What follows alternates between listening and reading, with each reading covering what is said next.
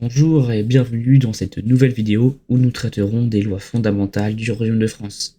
Les lois fondamentales du Royaume de France peuvent être comparées à la Constitution de nos jours, sauf qu'elles se forment par la tradition et que personne, même le roi, ne peut les modifier. Nous avons tout d'abord le principe de primogéniture masculine. C'est le fait que le plus vieux des enfants du roi accède au trône dès la mort de son père, d'où la fameuse phrase « Le roi est mort, vive le roi ». Si le roi n'avait pas de fils, alors on cherchait qui était le plus proche généalogiquement du roi.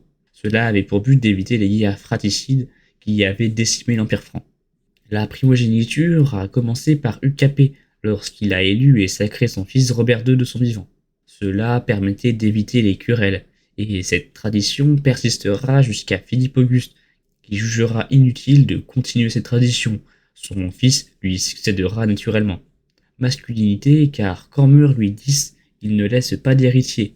La reine étant cependant enceinte, un statu quo est créé avec Philippe de Poitiers, frère du défunt roi, comme régent. Mais bien que la reine accouche d'un fils, Jean Ier, il ne survit que quelques jours.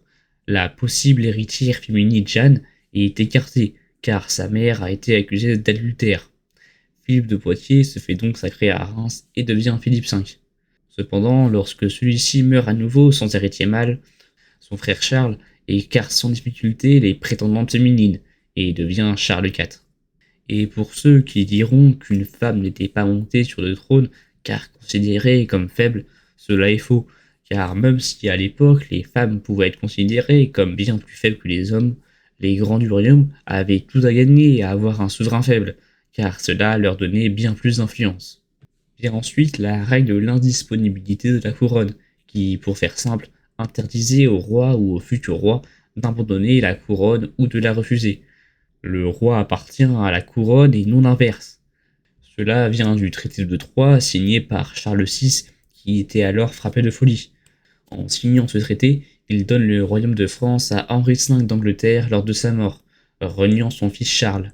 Cependant, Charles VII réussira à reconquérir le royaume de France. La troisième loi est l'inaliénabilité du domaine royal, qui stipule que le roi ne peut marchander le domaine royal, qui, on le rappelle, est la possession d'un territoire personnel au roi. Ce sera le roi Charles V qui l'officialisera. Cela avait pour but que le roi ne vende le domaine royal pour son propre bénéfice, ou que les grands du royaume fassent pression sur le roi pour qu'il lui cède un bout du domaine royal.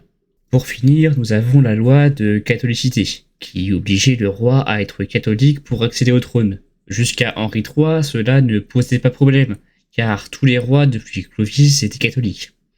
Mais Henri IV, l'héritier par primogéniture, était protestant.